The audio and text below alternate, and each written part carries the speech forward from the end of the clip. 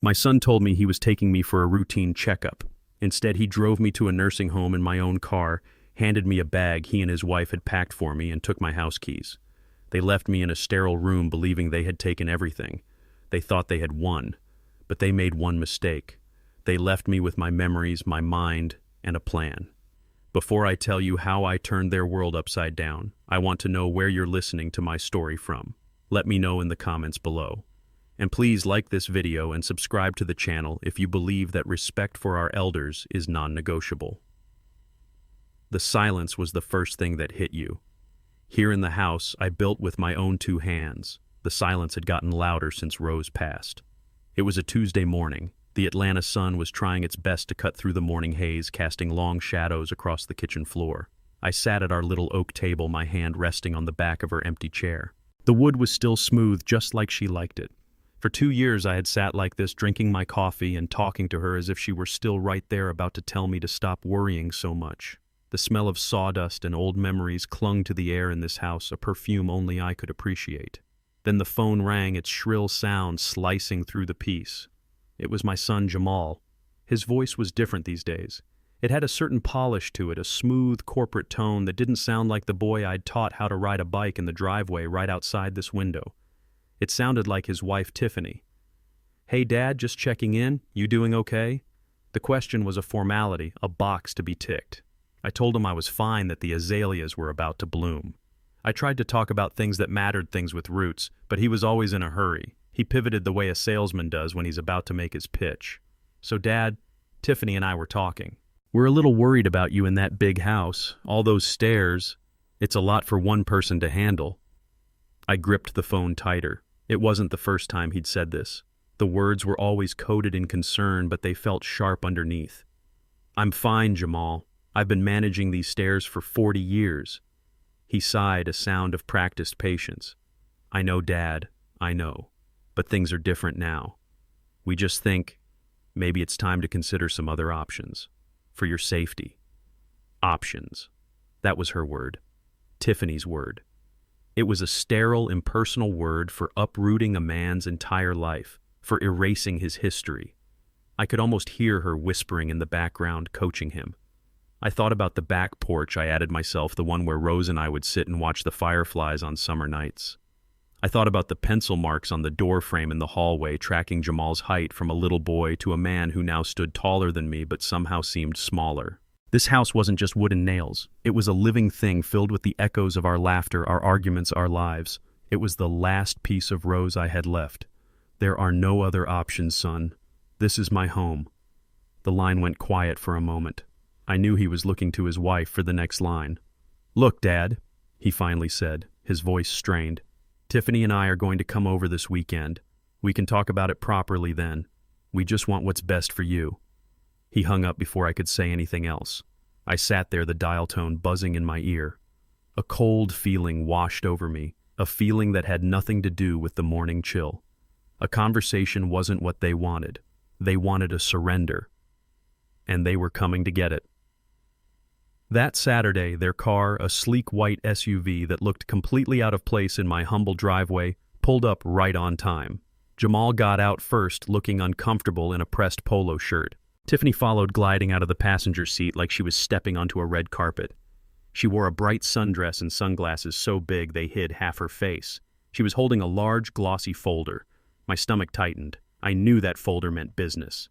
I opened the door before they could knock. "Come on in," I said, my voice steadier than I felt. Tiffany entered with a wide, bright smile that didn't reach her eyes. "Elijah, the place looks charming," she said, her eyes scanning everything. She wasn't looking at our family photos on the mantelpiece or the hand-carved rocking chair in the corner. She was assessing, calculating. Her compliments felt like appraisals. "Such good bones, and this neighborhood is really becoming desirable." Jamal lingered by the doorway, avoiding my gaze, fiddling with his phone. He was a guest in the house he grew up in. Tiffany walked through the living room, running her hand along the back of the sofa. With a few updates, the resale value on this property would be incredible. The potential is just... wow. I didn't say anything. I just watched her, this stranger who had my son's heart and was now coming for my home. She finally settled on the sofa, patting the cushion next to her for Jamal to sit. He did like an obedient child. She opened the glossy folder. It was filled with brochures, pictures of pristine buildings with perfectly green lawns and smiling silver-haired residents. Golden Years Living, Serenity Meadows Retirement Community, Oakwood Gardens. Each page was a sterile cookie-cutter version of a life I didn't want. We did some research, Tiffany said, her voice bright and cheerful. These places are amazing. They have activities, nursing staff, on-site prepared meals. You wouldn't have to worry about a thing, Dad. Jamal nodded along, finally looking at me. It would give us peace of mind, Dad, knowing you're safe and being looked after. The anger that had been simmering inside me began to boil. I looked at my son, at the man he had become. I saw a stranger wearing his face. Peace of mind for who Jamal. For you, I stood up my legs feeling stronger than they had all morning. I am safe. I am being looked after. By myself. Just like I have for 75 years. I pointed to the brochures. I don't want your activities or your prepared meals. I want my home. The home your mother and I built. The home you said you never wanted to leave. For a second, a flicker of something, maybe shame, crossed Jamal's face. But it was gone as quickly as it came. Tiffany stepped in, her sweet tone becoming firm like steel wrapped in velvet. She didn't look at Jamal. She looked directly at me. We're only thinking of you, Elijah, she said. The sound of my first name from her lips was a deliberate sting. It was a reminder that she saw me not as a father figure, but as a problem to be managed. An obstacle. You've done so much for everyone your whole life. It's time to let someone else take care of things. Sometimes we need other people to decide what's best for us. The sheer audacity of that statement took my breath away. Decide for me. In my own home. That's when I remembered a conversation I had with Rose years ago, not long after Jamal and Tiffany got married. We were sitting on the back porch watching the sun go down. Be careful with that one, Eli, Rose had said, her voice soft but serious. She's got eyes that are always measuring. She looks at our house, not at our son. I had told her not to worry, that Jamal was happy. How wrong I had been. Rose had seen it from the very beginning. I looked at the two of them on my sofa, a united front against me. I knew then that this was not a discussion. It was a declaration of war. The answer is no, I said, my voice low and final. This conversation is over. You need to leave. Jamal looked stunned, but Tiffany's smile never wavered. She slowly closed the folder, a picture of perfect composure. She stood up, smoothing down her dress. Okay, she said, her voice light and airy. We understand. You need time to think. They walked to the door. Jamal paused, turned back to me, his face a mess of confusion and guilt. He opened his mouth to say something, but Tiffany put a hand on his arm. Let's go, honey. As she walked out the door, she glanced back over her shoulder at me, and her smile was gone. In its place was a look of cold, calculating resolve. That's all right, she said, her voice barely a whisper, but it carried across the room like a gunshot. There are other ways. Then they were gone. I stood there in the deafening silence of my home, the brochures still sitting on the coffee table like a threat. I knew this wasn't the end. This was just the beginning. And I had a feeling their other ways would be far worse than a few glossy pamphlets. The days that followed their visit were heavy with a silence that felt different. It wasn't the quiet peace of solitude anymore. It was the tense waiting silence of a battlefield before the first shot is fired. I busied myself in my workshop, the familiar scent of cedar and pine a small comfort. I tried to convince myself that I had been firm, that they had heard me. I tried to believe my son would not betray the memory of his mother. I was a fool. On Wednesday, the phone rang. It was Jamal, and his voice was thick with an apology I wanted so desperately to believe. Dad, I am so sorry, he began. Tiffany and we were completely out of line. We overstepped. It's just... we worry. You know, I listened. My heart caught between caution and a father's hope. I was just trying to show you that we cared, and it came out all wrong, he continued, his tone dripping with sincerity. To make it up to you, I want to take you out. Tiffany found this great new clinic over in Buckhead. Top-of-the-line doctors. I'd feel so much better if we could just get you a full proper checkup. My treat. Please, Dad, let me do this right. The hook was perfectly baited. It wasn't about the house, it was about my health. It was an act of love and olive branch. And because I still saw the little boy in the man, the boy who used to follow me around my workshop holding a toy hammer, I agreed. I chose to believe in the son I had raised, not the man his wife was shaping. That was my second mistake. He picked me up the next morning. Tiffany wasn't with him, which made the entire thing feel more genuine, just a father and son. But the car felt different. My old sedan, the one Rose and I took on road trips, felt like it was holding its breath. Jamal was cheerful, talking about sports, about a promotion at his job, about anything and everything except what mattered. I noticed we weren't heading towards the Emory Medical Campus or any of the hospital districts I knew. We were driving further out into a quieter, more residential area filled with large oak trees and sprawling brick buildings. "This is a strange place for a clinic, son," I said, a knot forming in my gut. "Oh, it's one of those new wellness centers," he said quickly, not looking at me. "Very modern, very private." He turned into a long, winding driveway. At the end of it stood a large, imposing brick building with a sign out front. The sign was carved in elegant script, but the name on it sent a chill down my spine. It didn't say clinic or medical center. It said Oakwood Gardens. It looked less like a place of healing and more like a final stop. My mind started racing. This wasn't right. "Jamal, pull over," I said, my voice low. "What is this place?" He ignored me, pulling right up to the grand entrance. "Come on, Dad. Our appointment is at 10. He got out of the car, his movements stiff and unnatural. He wouldn't look at me. I knew then. I had walked right into the trap. The moment we stepped through the automatic glass doors, the smell hit me. A sterile chemical scent of antiseptic mixed with something else. Something faintly of decay and resignation. The lobby was vast and dimly lit, polished floors reflecting the pale light from high windows. A few elderly people sat slumped in armchairs, their gazes distant and unfocused. A woman in a wheelchair stared blankly at a television that wasn't on. The only sound was the squeak of a janitor's cart somewhere down a long hallway. This wasn't a place of wellness. It was a place of waiting. Waiting for the end. And then I saw Tiffany. She was standing by the reception desk, smiling, holding that same glossy folder from the other day. She waved at us, a bright, triumphant little wave. My blood ran cold. She walked over her heels, clicking on the linoleum. "See, isn't it lovely?" she said, her voice echoing in the oppressive quiet. I turned to my son who had driven me here under a lie. Jamal. The word was a plea, a demand, a cry of a broken heart all at once. "What is this? What have you done?" He flinched, finally looking at me, and in his eyes I saw not malice but the pathetic cowardice of a man who had sold his soul and was ashamed of the price. He couldn't answer. Tiffany answered for him. She stepped up to the receptionist, a young woman with tired eyes, and placed the folder on the counter. Her smile was blinding. "Good morning," she said. "We're here to check in Mr. Monroe."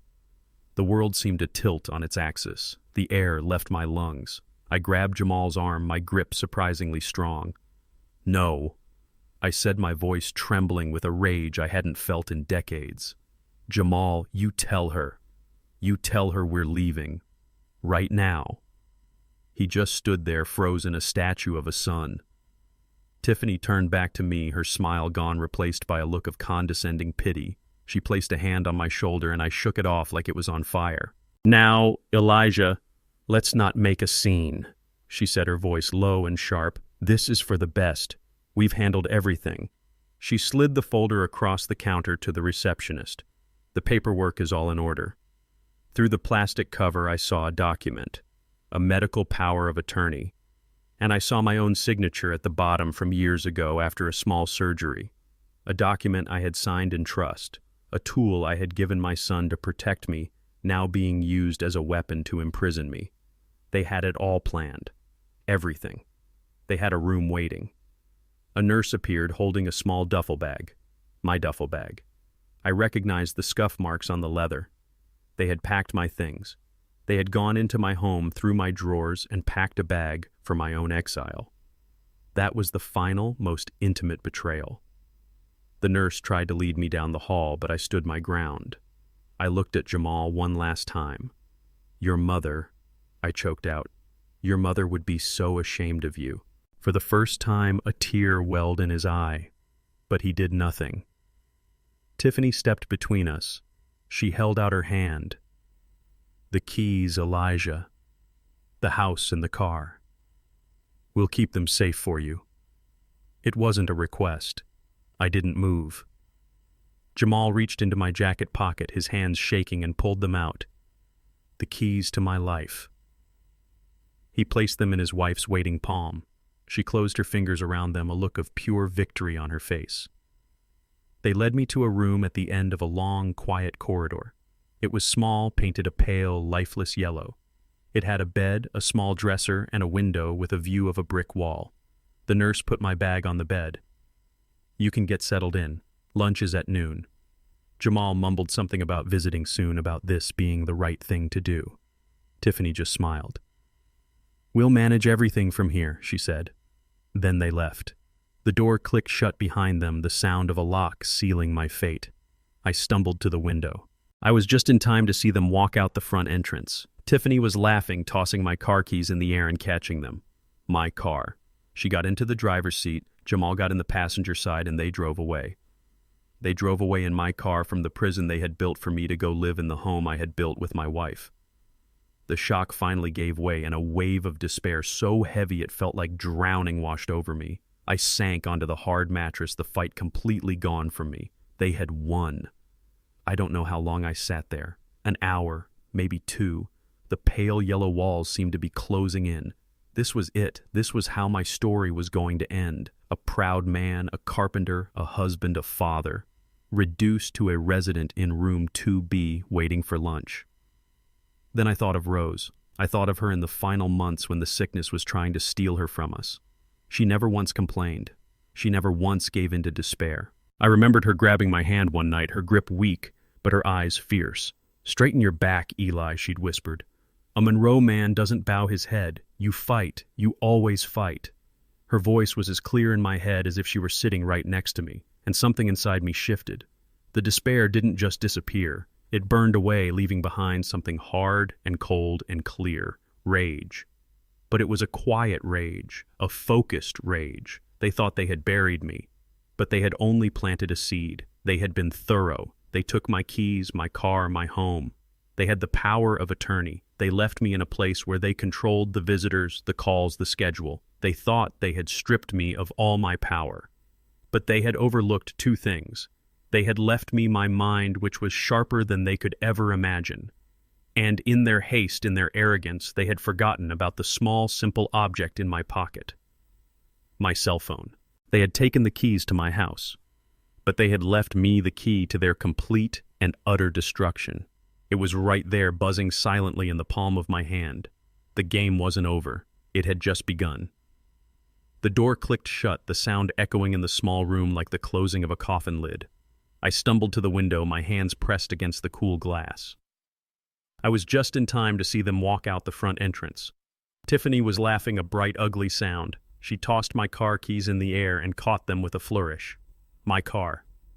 The old Buick Rose and I had taken on a dozen road trips, the car I polished by hand every other Saturday. She slid into the driver's seat, the place that had only ever belonged to me or Rose. Jamal got in the passenger side, his head bowed, and then they were gone. They drove away in my car from the prison they had built for me to go live in the home I had built with my wife. The shock finally gave way, and a wave of despair so heavy it felt like drowning washed over me. I sank onto the hard mattress, the springs groaning in protest. The fight was completely gone. The pale yellow walls seemed to be closing in the air, thick with the smell of bleach and surrender. This was it. This was how my story was going to end. A proud man, a carpenter, a husband, a father, reduced to a resident in room 2B waiting for lunch. I buried my face in my hands, the rough texture of my palms, a stark reminder of a life of work and purpose that now felt 1,000,000 miles away. They had won. I don't know how long I sat there. An hour, maybe 2. Time had lost its meaning. The sun began to set, painting the brick wall outside my window in shades of orange and red, the colors of a dying fire. And then I thought of Rose. I thought of her in the final months when the sickness was trying to steal her from us. She never once complained. She never once gave in to despair. I remembered her grabbing my hand one night, her grip surprisingly strong, her eyes fierce in her tired face. "Straighten your back, Eli," she'd whispered, her voice raspy but firm. "A Monroe man doesn't bow his head. You fight. You always fight." Her voice was as clear in my head as if she were sitting right next to me. A jolt went through me, sharp and clean. I lifted my head and straightened my back.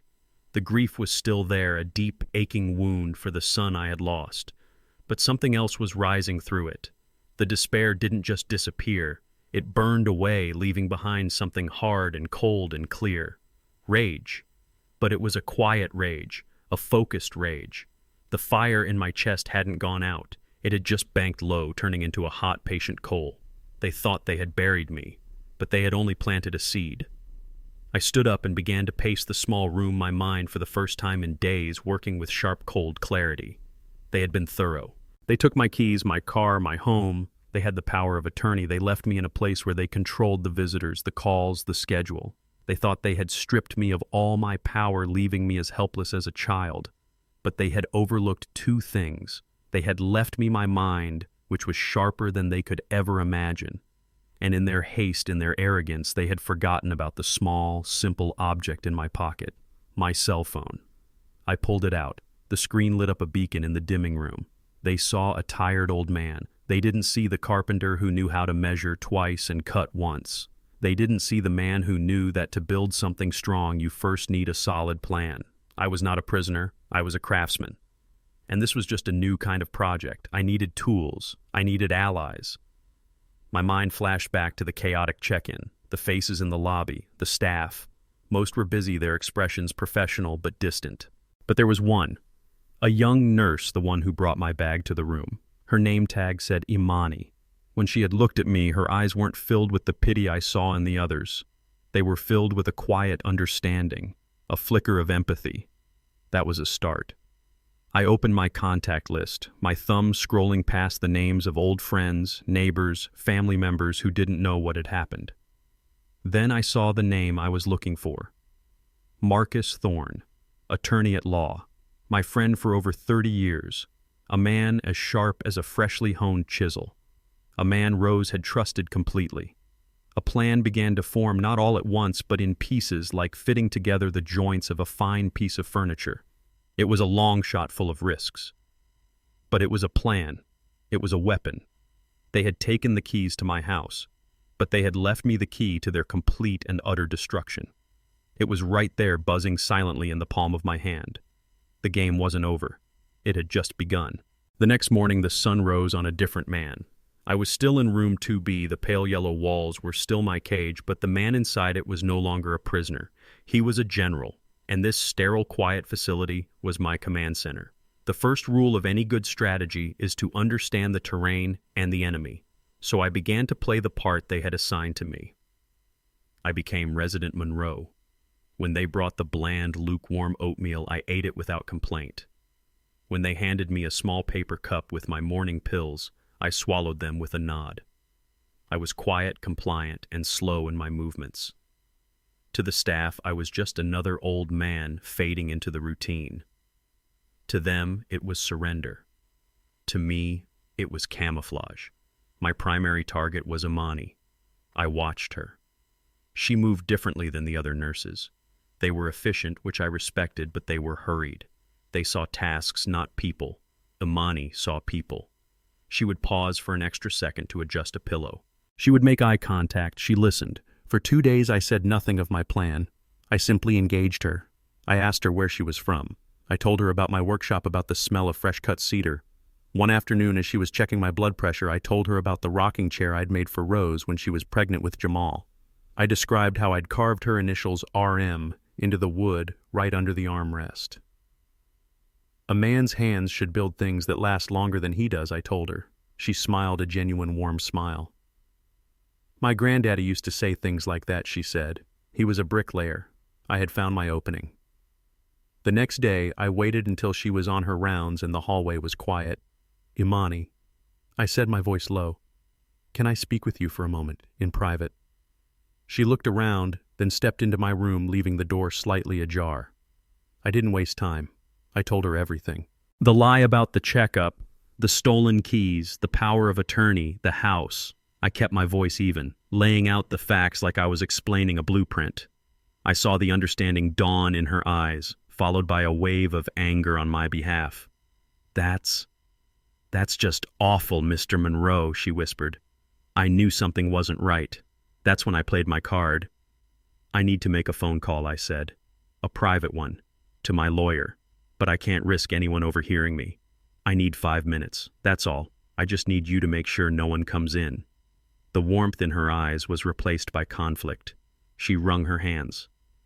Mr. Monroe, I can't. If my supervisor finds out, I could lose my job. I understood. I was asking her to risk her livelihood for a man she barely knew. I looked her straight in the eye. I know what I'm asking, but I am telling you as God is my witness, they are trying to steal my life from me. That house is all I have left of my wife. I can't let them take it. I saw her wrestle with the decision. Her gaze drifted around my small, impersonal room. My own granddaddy, she said softly. He built his house from the ground up just like you.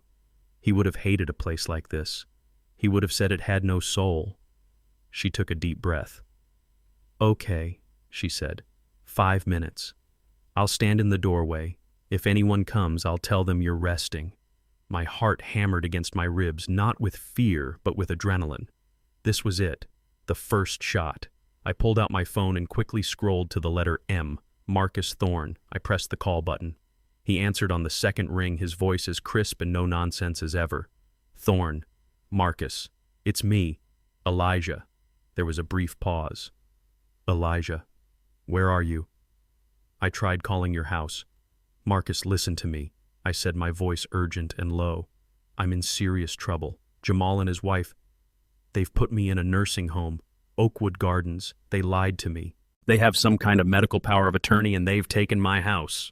I heard the sharp intake of breath on the other end of the line.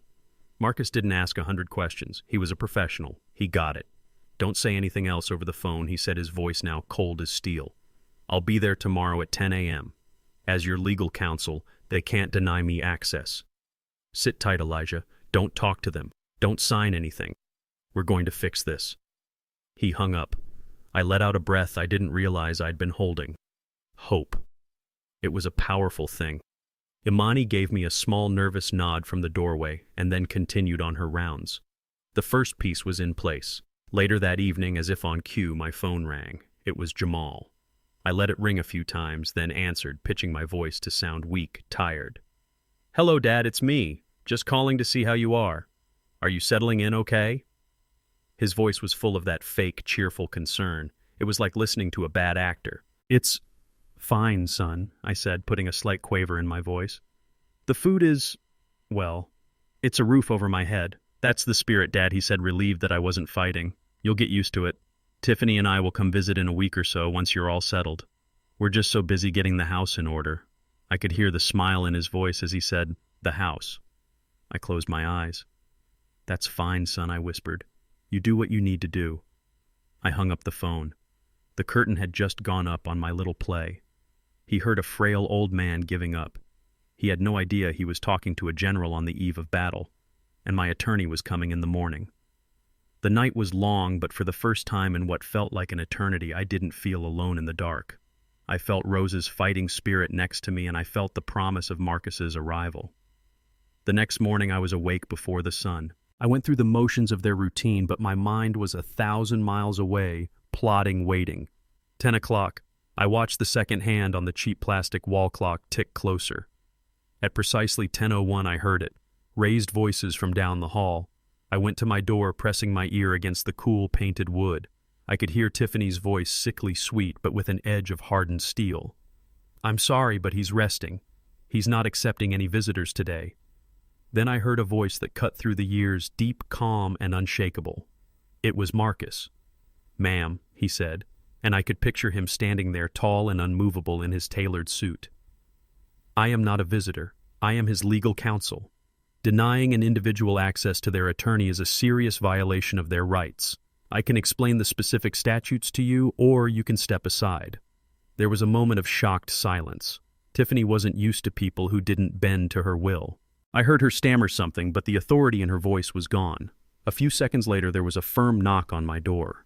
I opened it to see Marcus standing there, his briefcase in hand. His face was a mask of professionalism, but in his eyes I saw the righteous anger of a loyal friend. Behind him, Tiffany stood fuming. Her arms crossed, her perfect smile replaced by a venomous glare. Marcus walked into my room, and the entire atmosphere shifted. It was no longer a cage, it was a courtroom, and my trial was about to begin. He closed the door, firmly shutting her out. We sat in the two uncomfortable chairs by the window. I didn't waste time with pleasantries.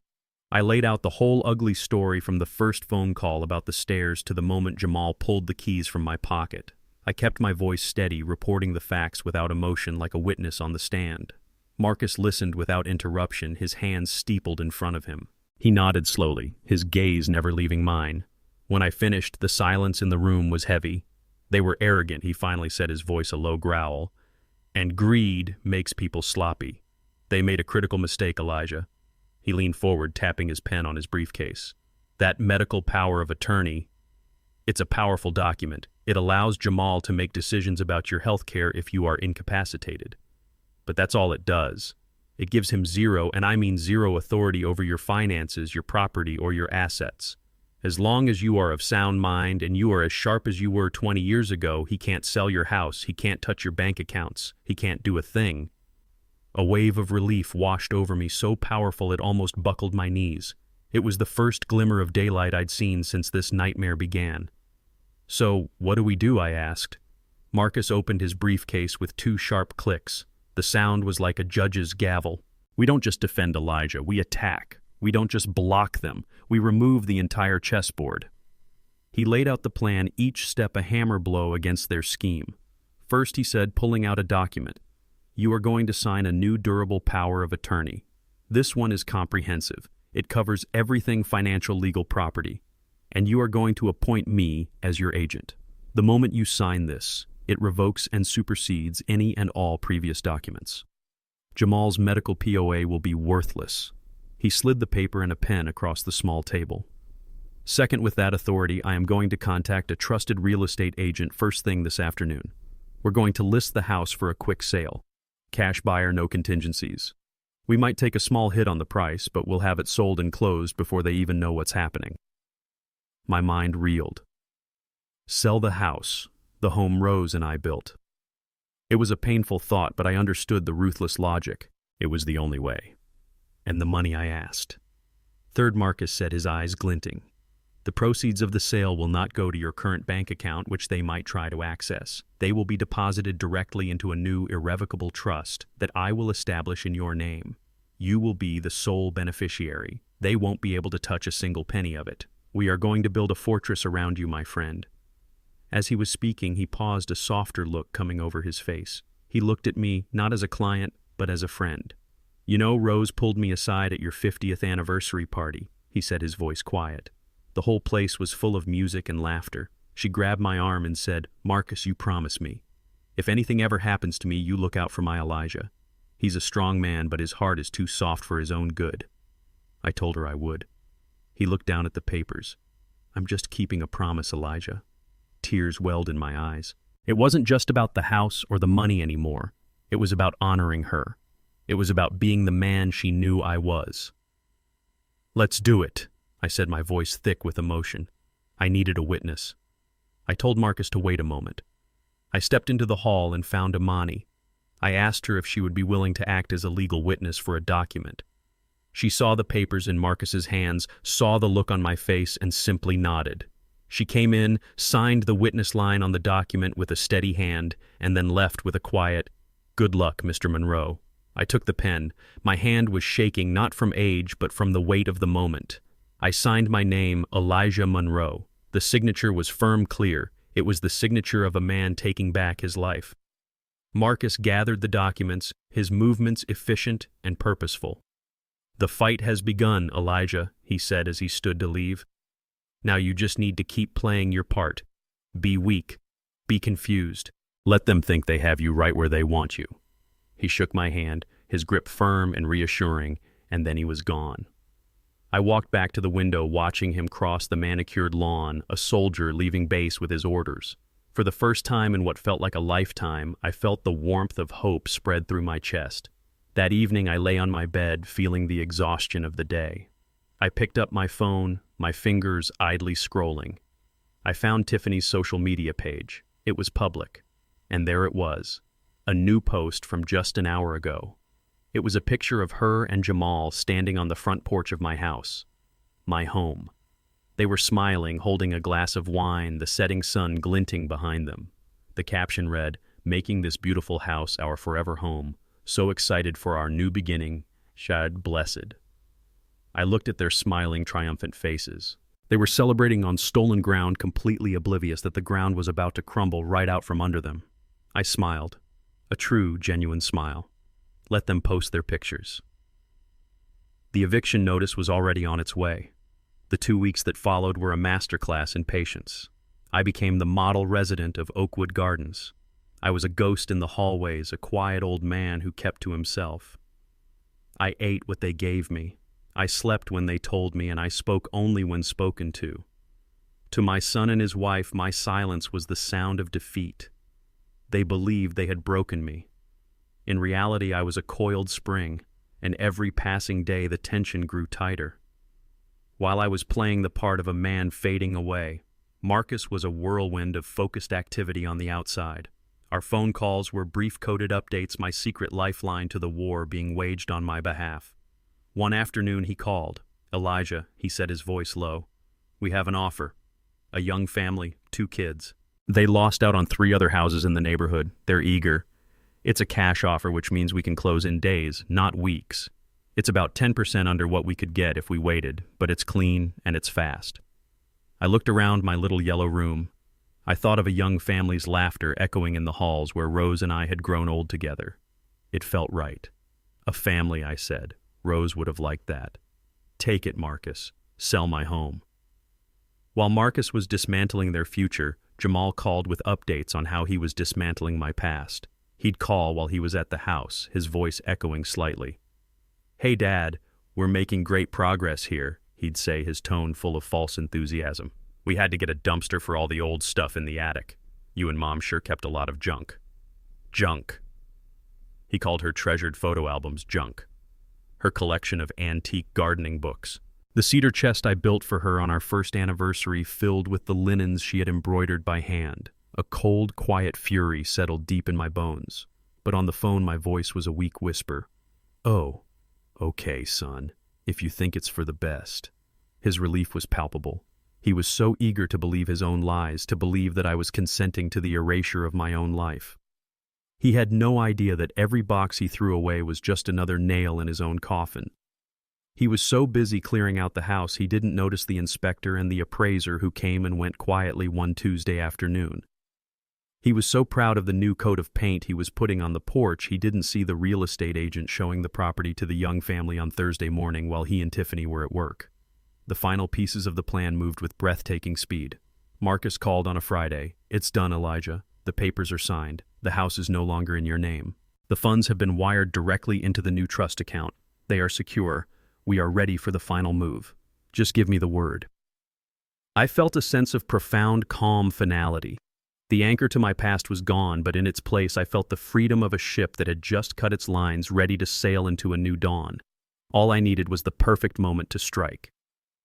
Tiffany, in her infinite arrogance, handed it to me on a silver platter. She called that evening, her voice like honey mixed with poison. "Elijah, sweetie," she cooed. "Just wanted to let you know Jamal and I are having a little housewarming party tomorrow night. Just a few friends over to celebrate our new home." I could hear the clinking of glasses in the background. They were already celebrating. "We know you're not really up for socializing," she continued, her condescension dripping from every word. "So you don't need to worry about coming, of course. It would be too much for you. You just rest up and get your strength back." The insult was so profound, so complete, that I almost laughed. She was barring me from my own home, from a party celebrating its theft and framing it as an act of kindness. This was it, the peak of their hubris, the perfect stage for their downfall. I let out a long, weary sigh for her benefit. "Thank you for letting me know, Tiffany," I said, my voice a fragile whisper. "That's very thoughtful of you. I'll just rest here." "We knew you'd understand," she chirped. "Talk to you next week." She hung up. I sat there in the silence of my room, the phone still in my hand, thoughtful of her. The word echoed in my mind. I looked out the window, not at the brick wall, but at the reflection of my own face in the darkening glass. The man looking back at me was not weak. He was not defeated. His eyes were clear, and they were shining with a cold, hard light. The performance was over. It was time for the curtain to rise on the final act. I calmly scrolled through my contacts and pressed the button to call Marcus. He answered immediately. "Marcus," I said, and my voice was no longer the weak whisper of a tired old man. It was strong. It was steady. It was the voice of a man who was about to reclaim his life. "It's time. They're having a party tomorrow night. They'll be there. All their friends will be there." I paused, savoring the moment. Let's give them a housewarming they will never forget. The way Marcus described it to me later, the party was in full swing. The sound of laughter and loud music spilled out onto the lawn of the house. Through the front windows you could see them all. Jamal playing the proud host, a role he had never earned. And Tiffany, the queen of the castle, holding court in the center of the living room, a glass of champagne in her hand. She was telling some story, her friends hanging on every word. They had even taken down Rose's watercolor paintings from the living room wall and replaced them with some cheap abstract art that looked like a paint can had exploded.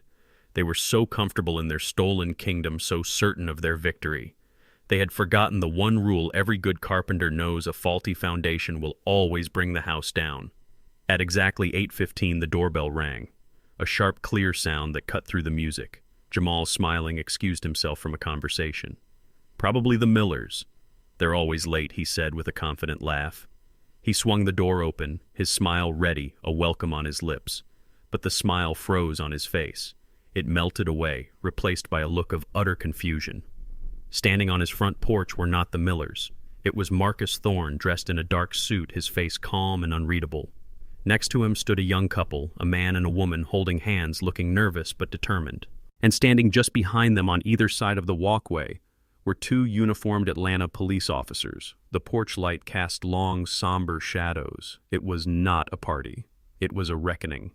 Marcus Jamal stammered, his voice suddenly small. What the hell are you doing here?" Before Marcus could answer, Tiffany appeared at Jamal's shoulder, her smile still plastered on her face, though it faltered slightly when she saw the police. "Is there a problem here, Mr. Thorne?" she asked, her voice tight. Marcus's gaze was like ice. He looked past her directly at Jamal. "I'm here with my clients," he said, his voice level and clear, carrying over the sudden lull in the party music. He gestured to the young couple. "This is Mr. and Mrs. Smith. They're the new owners of this property." For a moment there was complete silence. Then Tiffany let out a short, sharp laugh. It was a brittle, ugly sound. "New owners? That's ridiculous. You must be confused. This is our house. Now, if you'll excuse us, we have guests." She tried to close the door. Marcus didn't move. He simply held up a hand, and from his inside jacket pocket, he produced a thick sheaf of papers. He held it up for them to see. "There is no confusion, ma'am," he said, his voice devoid of all emotion. "This is a notarized deed of sale filed with the Fulton County Clerk's office this afternoon at 4 p.m. The property was sold by its legal owner, Mr. Elijah Monroe, through his designated and legally appointed power of attorney. This is their house." He paused, letting the words sink in, each one a hammer blow. "Which means you, your husband, and all of your guests are trespassing." The color drained from Tiffany's face. Jamal looked like he had been physically struck, his mouth hanging open, his face a mask of disbelief. The guests inside, who had been watching the scene unfold, fell completely silent. The music was the only thing still making a cheerful sound, a grotesque counterpoint to the horror dawning on their faces. Tiffany found her voice first. It wasn't a voice of reason, it was a shriek. "No, you can't. That's impossible. This is our home. I'll sue you. I'll sue all of you." The younger of the two police officers stepped forward. He was calm, professional, his voice radiating an authority that could not be argued with. "Ma'am," he said, "this appears to be a civil matter that has been legally executed. Our presence here is simply to keep the peace. Right now the Smiths are the legal owners, and they wish for you to vacate their property. You need to gather your personal belongings and leave. Now." The collapse was total and immediate. It was like watching a dam break. Jamal just stood there shaking his head, mumbling, "No, Dad wouldn't. He wouldn't." Tiffany completely unraveled. She screamed at the police, she screamed at Marcus, she screamed at the Smiths. But it was the screaming of a powerless rage.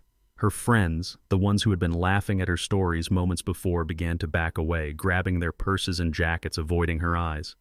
They scurried out the back door, melting into the night, abandoning their queen. The officers were patient, but firm. They escorted a weeping, hysterical Tiffany and a completely broken Jamal through the house as they grabbed a few essential items. They walked past the half-eaten food, the abandoned glasses of champagne, the ruins of their victory party. The walk from the living room to the front door was the longest walk of their lives. They were forced to exit the house under the watchful eyes of the police, the new owners and half a dozen neighbors who were now peering out their windows, drawn by the commotion. They stood on the sidewalk, bathed in the cold, unforgiving glow of a streetlight. A moment ago, they were masters of the castle. Now they were homeless. Marcus gave a polite nod to the Smiths, who cautiously stepped over the threshold into their new home. Marcus told me later that his last image of them was of Tiffany, her face streaked with tears and makeup, screaming at Jamal, blaming him while he just stood there, a hollowed-out man staring at the front door of the house that was no longer his. When Marcus called me and told me all of this, I didn't cheer. I didn't feel a rush of vengeful joy. I simply closed my eyes and breathed out a long, slow breath. It was the quiet, deep satisfaction a carpenter feels not when he drives the final nail, but when he steps back and sees that the house he has built is perfectly level, solid, and standing right on its foundation. Order had been restored. The same night they were cast out onto the street, I was packing my own small bag. There was no drama, no shouting. Marcus had arranged everything. I walked out of the front doors of Oakwood Gardens, not as a discarded old man, but as the architect of my own life. I said a quiet goodbye to Imani, thanking her for her courage and her kindness. I didn't tell her what was coming. I wanted it to be a surprise. I stepped into the back of a waiting car, arranged by Marcus, and as we pulled away, I didn't look back. There was nothing left for me there. Marcus told me they stood on that sidewalk for nearly an hour, a pathetic spectacle under the streetlights. Their friends had vanished. The neighbors had retreated behind their curtains. It was just the two of them, their dream turned to ash in a single evening. The anger, he said, came first, directed at everyone but themselves. Then the blame started. Tiffany accused Jamal of being weak, of not handling me properly. Jamal accused her of being greedy, of pushing him into a corner. The foundation of their partnership, built on the shifting sands of what they could get from me, crumbled the moment the treasure was gone. They ended up at a cheap motel, the silence between them more damning than any argument. The next morning, a furious Jamal stormed into the lobby of Oakwood Gardens demanding to see me. The receptionist, the same one who had checked me in, looked at him with a placid professional calm. "I'm sorry, sir," she said, checking her computer. "Mr. Monroe was discharged yesterday evening." The look on his face, Marcus said, was a picture of pure, impotent rage. He had come for a fight, for a confrontation, only to find the battlefield empty. He had lost, and he didn't even know how. That's when he made the call he should have made in the first place. He called my lawyer. Marcus said he didn't even say hello. The voice on the other end was just a raw scream of entitlement. "Where is he? Where is my father's money? What did you do with it? Marcus, let him vent. Let the storm break." When there was finally a pause for breath, Marcus's voice was calm and precise, the voice of a man holding all the cards. "Jamal," he began, "nothing was stolen. Everything was executed legally, according to your father's explicit wishes as outlined in a legally binding power of attorney. Perhaps you should have taken the time to understand the law before you tried to misuse it." He let that sink in for a moment. As for the proceeds from the sale of the house, Marcus continued, "Your father decided that money could be used to build something more meaningful than a new kitchen for your wife. He has instructed me to establish the Rose Monroe Scholarship Fund." "The what?" Jamal stammered. "Your mother's legacy," Marcus said, his voice carrying the full weight of the words. "The fund will be administered by Spelman College here in Atlanta. It will provide a full 4-year scholarship to a deserving young African-American woman studying fine arts or craftsmanship. One student every single year, in perpetuity. Your mother, who loved art and believed in the power of this community, will now be responsible for building the futures of countless young women. That is where the money is, Jamal. It is being turned into a legacy." Marcus said there was a long, stunned silence on the other end of the line. Before Jamal could recover, Marcus delivered the next blow.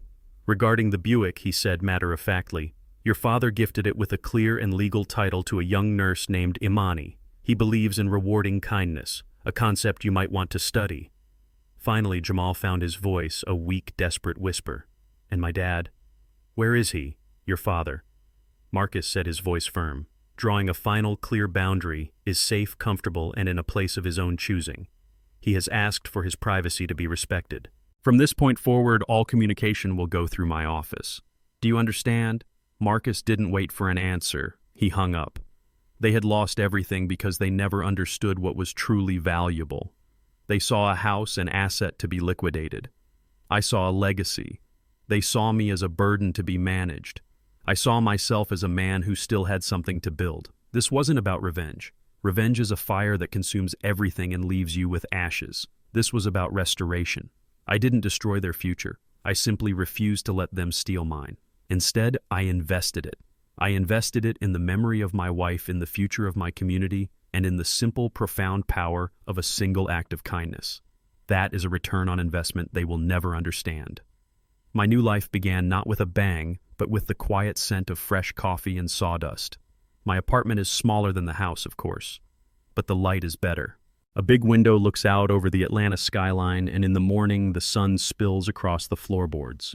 I chose this place myself. Every piece of furniture, every picture on the wall is here because I wanted it to be.